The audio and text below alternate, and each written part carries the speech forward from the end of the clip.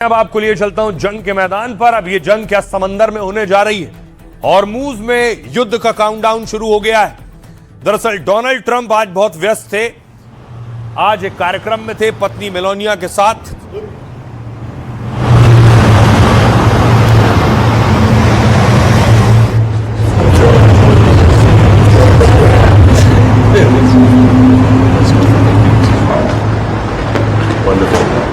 दूसरी तरफ हॉर्मूज में समंदर में देखिए वॉरशिप उतार दी है अमेरिका ने और दावा है 16 युद्धपोत विध्वंसक डिस्ट्रॉयर अमेरिका ने उतार दिए और पूरे समंदर की घेराबंदी शुरू कर दी।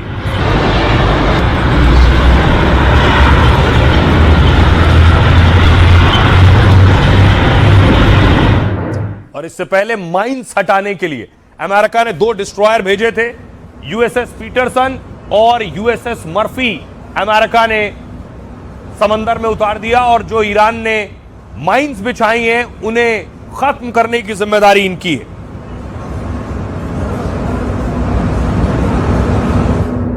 अब देखिए जरा अमेरिका नाकेबंदी कैसे करने जा रहा है। क्या है अमेरिका का प्लान, कौन कौन से वॉरशिप उतारे हैं। सबसे पहले देखिए हॉर्मूज से पहले यहां पर अमेरिका ने उतारा है यूएसएस पीटरसन और यूएसएस मर्फी यहां उतारा है क्योंकि यहीं पर माइंस है और माइंस को खत्म करना है। उसके और आगे बढ़ेंगे फारस की खाड़ी, यहां अमेरिका ने अपना युद्धपोत यूएसएस अब्राहम लिंकन उतार दिया है। ओमान की खाड़ी में देखिए अमेरिका ने क्रूज मिसाइल युद्धपोत उतारा है। उसके बाद अरब सागर में पहले से यूएसएस त्रिपोली मौजूद है। F-35B लड़ाकू विमान इस यूएसएस त्रिपोली पर है। खार्क द्वीप में जहां पर सबसे ज्यादा तेल गैस ईरान का है वहां मरीन कमांडोज रख रखे हैं। इस तरह से देखिए जरा यहां घेराबंदी की है अमेरिका ने ईरान की नाकेबंदी इस समंदर में, यानी किसी और का भी कोई युद्धपोत नहीं जाने पाएगा। आइए अब आपको बताऊं कि ऑयल वेसल और गैस वेसल नहीं जा सकेंगे। ये आप देख रहे हैं ये युद्धपोत उतारे हैं, यानी जो अटैक भी कर सकते हैं जिन जहाजों को नहीं जाने देगा अमेरिका।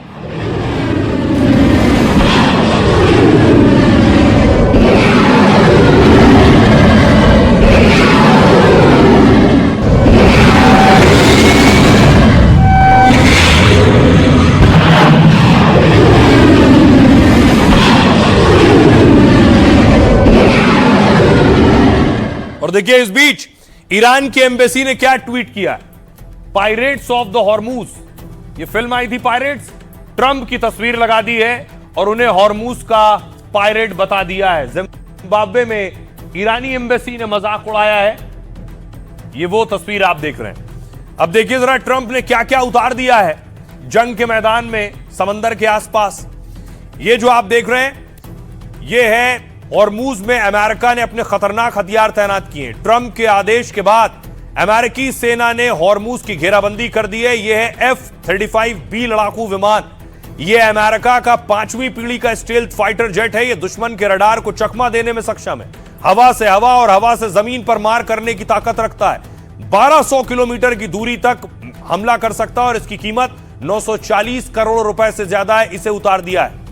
इसके अलावा यह है यूएसएस अब्राहम लिंकन। हॉर्मूज के पास carrier strike USS Abraham Lincoln तैनात है। इसके साथ 11 गाइडेड मिसाइल डिस्ट्रॉयर्स का बेड़ा मौजूद है। यह एक चलते फिरते एयरबेस की तरह काम करता है। यह लगभग 6000 से 7000 सैनिक ले जा सकता है और इसकी कीमत 50,000 करोड़ से ज्यादा है। इसके अलावा यूएसएस त्रिपोली अमेरिकी नौसेना का आधुनिक जहाज है। 45,000 टन से अधिक वजनी है। इसमें 3500 मरीन सैनिक तैनात हो सकते हैं। इसके अलावा यह है यूएसएस बॉक्सर, अमेरिकी नौसेना का ताकतवर हमलावर जहाज है। यह एक चलते फिरते छोटे एयरबेस की तरह काम करता है। F-35B स्टील्थ लड़ाकू विमान, हेलीकॉप्टर और सैनिकों को ले जा सकता है। इसके अलावा यूएसएस फ्रैंक पीटरसन, समुद्री बारूदी सुरंगों को हटाने के लिए इसे तैनात किया गया है। यह दुनिया के आधुनिक रडार को चकमा दे सकता है। यूएसएस माइकल मर्फी, यह सबसे आधुनिक मिसाइल डिफेंस सिस्टम से लैस है। ईरान की छोटी नावों और ड्रोन के खतरों से निपटने में सक्षम है। यह है MV-22। यह अमेरिका का मल्टी मिशन सैन्य विमान है। यह 500 किलोमीटर प्रति घंटे से ज्यादा की रफ्तार से उड़ सकता है। एक बार में 24 सैनिकों को ले जा सकता है और साथ ही साथ 4700 मरीन कमांडो तैनात किए हैं जो द्वीपों और तटीय इलाकों को खाली करवा सकते हैं। खार्क द्वीप पर तेल टर्मिनल पर कब्जा करने में मदद कर सकते हैं अगर ईरान नहीं माना। सुनिए जरा डोनाल्ड ट्रंप क्या कह रहे हैं। अभी कोई लड़ाई नहीं हो रही है। अभी हमने नाकाबंदी कर रखी है। वो कोई कारोबार नहीं कर पा रहे हैं। मुझे ये देखना पसंद नहीं था कि अगर वो ईरान के साथ कारोबार कर रहे हो तो उनकी नावें बाहर निकलें, लेकिन अगर वो कारोबार नहीं कर रहे होते तो कोई नाव बाहर नहीं निकलती। तो अब वो ईरान बिल्कुल भी कारोबार नहीं कर पा रहा है और हम इसे ऐसे ही बनाए रखेंगे बहुत आसानी से। ये मत भूलिए कि उनकी नौसेना खत्म हो चुकी है, उनकी वायुसेना खत्म हो चुकी है, उनके हथियार खत्म हो चुके हैं, उनके रडार खत्म हो चुके हैं और उनके नेता भी जा चुके हैं। ये बहुत बड़ी बात है। तो अमेरिका ने 16 युद्धपोत उतार दिए तो ईरान ने भी बड़ी तैयारी कर ली। ईरान ने सुइसाइड बोट्स तैनात कर दिए हैं समंदर में।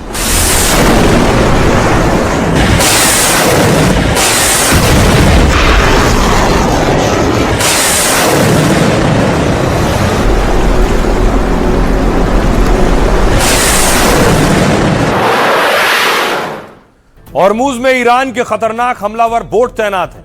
ऐसे 1500 से ज्यादा बोट्स यहां तैनात किए गए जो झुंड में दुश्मनों पर हमला कर सकते हैं।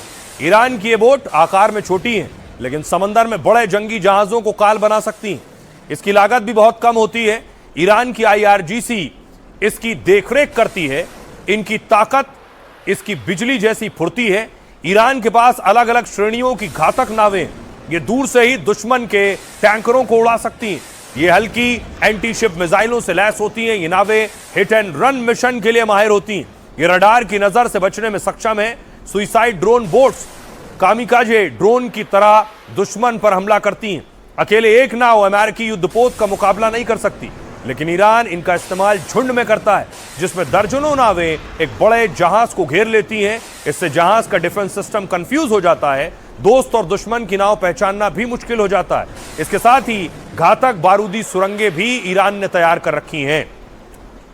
आइए आपको सुनवाता हूं, सुनिए जरा डिफेंस एक्सपर्ट जीजे सिंह साहब क्या कह रहे हैं। ईरान ने जो स्ट्रेट ऑफ हॉर्मुज है इसको एक वेपन बना दिया है, वो एज ए वेपन यूज कर रहा है। दूसरी तरफ अगर अमेरिका को देखा जाए तो वो इस वेपन को समझता है, तो इसीलिए उसने इसको काउंटर करने के लिए ये ब्लॉकेड लगाया है। मगर उनको ये उनके जिसे कहते हैं कि ख्याल में नहीं आ रहा कि ऐसे काम करने से जो दूसरे देश हैं उनके लिए बहुत मुश्किल हो जाती है। एक एनर्जी का क्राइसिस बनता है। देखो, सारी दुनिया के ऊपर बहुत ज़बरदस्त इम्पैक्ट है। चाहे स्ट्रेट ऑफ हॉर्मुज खुल जाए या ना खुले, वहाँ पे पूरा इंफ्रास्ट्रक्चर बर्बाद हो गया है। रिफाइनरीज बर्बाद हो गई हैं, पाइपलाइंस बर्बाद हो गई हैं, पोर्ट्स जो हैं वो बर्बाद हो गए हैं, स्टोरेज डिपोज बर्बाद हो गए हैं। उन सबको रिपेयर करने के दोबारा चालू करने के लिए कई महीने या साल लग सकते हैं। ऐसे में भारत के अलावा पूरी दुनिया को नुकसान होगा। जो तनाव है वो सिर्फ हॉर्मुज नहीं, ईरान, अमेरिका, इजराइल नहीं, पूरी दुनिया में बढ़ रहा है। सब वो प्रेशर, वो दबाव महसूस कर रहे हैं। नॉर्थ कोरिया ने मिसाइल टेस्ट किया है।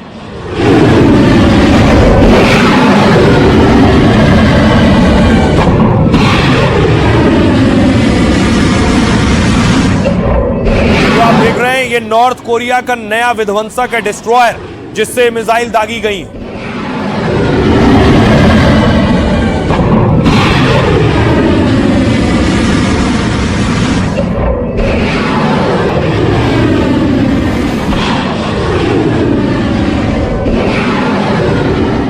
दूसरी तरफ देखिए, जिनपिंग पहुंचे अबू धाबी के क्राउन प्रिंस से शी जिनपिंग ने मुलाकात की है।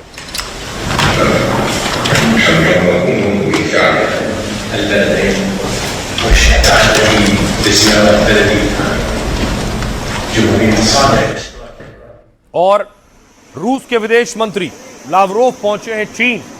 आखिर क्या हो रहा है, बड़ा सवाल यह है, क्योंकि सबकी नजरें और निगाहें ईरान और अमेरिका जंग पर है, लेकिन हॉर्मूज की नाकेबंदी ट्रंप कर रहे हैं, उस पर देखिए दुनिया क्या कह रही है। अमेरिका ने कहा ट्रंप ने हॉर्मूज की नाकेबंदी पर वार्निंग दी है, ईरान को टोल देने वाले देशों को पकड़ा जाएगा, हॉर्मूज के लिए दुनिया के साथ आने की अपील की है। ईरान ने कहा हॉर्मूज नाकेबंदी पर ईरान ने अमेरिका का मजाक उड़ाया, ईरान ने अमेरिका को इसको लेकर कड़ी चेतावनी दी। हॉर्मूज पूरी दुनिया पर असर डाल सकता है, इससे मिडिल ईस्ट में भी कोई भी बंदरगाह सुरक्षित नहीं रहेगा। हॉर्मूज में नाकेबंदी पर ईरान ने भारत को गारंटी दी है कि भारतीय जहाजों की आवाजाही सुरक्षित रहेगी।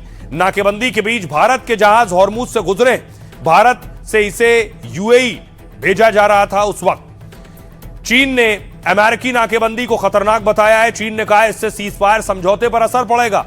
नाकेबंदी के बावजूद चीन के जहाज हॉर्मूज से गुजरे हैं। सुनिए जरा क्या कुछ कह रहे हैं दुनिया के नेता। हम किसी देश को दुनिया को ब्लैकमेल या उनसे जबरदस्ती पैसे वसूलने नहीं दे सकते, क्योंकि वो यही कर रहे हैं। वो सच में दुनिया को ब्लैकमेल कर रहे हैं। हम ऐसा होने नहीं देंगे। और आप जानते हैं सबसे कमाल की बात यह है कि हम क्या आप यकीन कर सकते हैं, हम उस स्ट्रेट का इस्तेमाल नहीं करते। हमें उस जल डमरू मध्य की जरूरत नहीं है। हमारे पास अपना तेल और गैस है, हमारी जरूरत से कहीं ज्यादा। हॉर्मूज स्ट्रेट की स्थिति को सामान्य बनाने के लिए मूलभूत परिस्थितियां निर्मित की जा सकती हैं। हम सभी पक्षों से आग्रह करते हैं कि वे संघर्ष विराम का पालन करें, संवाद और वार्ताओं से कोई समाधान निकालें, तनाव कम करने के लिए ठोस कदम उठाएं, ताकि जल्द से जल्द स्टेट में सामान्य हालात बन सके। अंतर्राष्ट्रीय समुद्री मार्ग हॉर्मूज स्ट्रेट को निर्बाध और खुला रखना अत्यंत आवश्यक है। यह अंतर्राष्ट्रीय समुद्री कानून द्वारा अनिवार्य है। हॉर्मूज स्ट्रेट अभी तनावपूर्ण स्थिति में है। हालात को शांत करने और स्थायी युद्ध विराम सुनिश्चित करने के लिए स्ट्रेट और हॉर्मूज को फिर से खोलने की दिशा में अभी बहुत काम किया जाना बाकी है। तनाव को कम करने के लिए लक्ष्य को ध्यान में रखना बहुत जरूरी है। हमें उम्मीद है कि यह प्रक्रिया बिना किसी तनाव के आगे बढ़ती रहेगी। ये बात स्ट्रेट ऑफ हॉर्मूज के उस नासूर पर भी लागू होती है जिसका ईरान द्वारा शर्मनाक तरीके से दुरुपयोग किया जा रहा है। मेरी बहुत से नेताओं से बातचीत हुई, उन सभी का मानना है कि समुद्री मार्ग में आवागमन बिल्कुल स्वतंत्रता से होना चाहिए और इसे हर हाल में बहाल किया जाना चाहिए। कोई शर्त नहीं, कोई शुल्क नहीं। और दुनिया की अर्थव्यवस्था को बंधक बनाने के लिए ईरान के प्रयास को बिल्कुल बर्दाश्त नहीं किया जा सकता। मैं ये बात पूरी तरह स्पष्ट कर देना चाहती हूँ, यूरोपीय संघ ऐसे किसी भी इंतजाम को लगातार अस्वीकार करता रहेगा जो अंतर्राष्ट्रीय कानून के अनुरूप इस जल डमरू मध्य से होकर गुजरने के स्वतंत्र और सुरक्षित मार्ग को सीमित करने का नियम बनाता हो। EU will continue to reject. आइए खबरों में आगे बढ़ते हैं। आज की एक और अच्छी खबर है जो घूमने के शौकीन है उनके लिए। दिल्ली के करीब आया देहरादून। प्रधानमंत्री नरेंद्र मोदी ने देहरादून एक्सप्रेसवे का उद्घाटन किया। उससे पहले सहारनपुर में पीएम मोदी का रोड शो हो रहा था।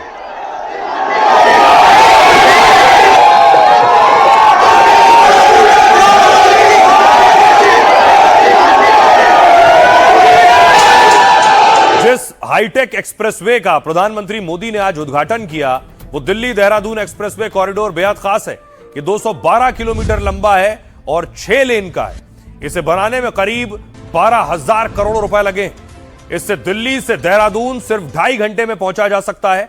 इसमें करीब 11 किलोमीटर लंबा वाइल्ड अंडरपास तैयार किया गया है और वहीं इसके ऊपर करीब 12 किलोमीटर लंबा एलिवेटेड कॉरिडोर है। मतलब यह कि ऊपर वाहनों की आवाजाही जारी रहेगी और नीचे जानवरों को कोई रुकावट नहीं होगी। कॉरिडोर की औसत ऊंचाई 6 से 7 मीटर रखी गई है ताकि हाथी भी आराम से इसके नीचे से गुजर सके। इस एक्सप्रेसवे पर यात्रियों की सुविधा के लिए 14 रेस्ट एरिया बनाए गए हैं। पूरे कॉरिडोर में 7 इंटरचेंज डिजाइन किए गए हैं। इस एक्सप्रेसवे में 18 किलोमीटर लंबा एलिवेटेड कॉरिडोर बनाया गया है जिससे भीड़-भाड़ वाले इलाकों में ट्रैफिक सीधे ऊपर से गुजर सके। इसके अलावा पूरे रूट में 19 बड़े अंडरपास और 4 मेजर ब्रिज बनाए गए हैं। इस एक्सप्रेसवे के उद्घाटन के बाद सुनिए पीएम मोदी ने क्या कहा। देहरादून दिल्ली इकोनॉमिक कॉरिडोर से भी इस पूरे क्षेत्र का कायाकल्प होने जा रहा है। पहला फायदा तो यह है कि इससे समय बचेगा, आना जाना सस्ता और तेज होगा। लोगों का पेट्रोल डीजल कम खर्च होगा, किराया भाड़ा कम होगा और दूसरा बड़ा फायदा रोजगार का होगा। साथियों, आज अंबेडकर जयंती है, तो आज लाइफ का फंडा देखिए क्या है खास। जिसे बचपन में पढ़ने से रोका गया, वो बड़ा होकर देश का कानून मंत्री बन गया।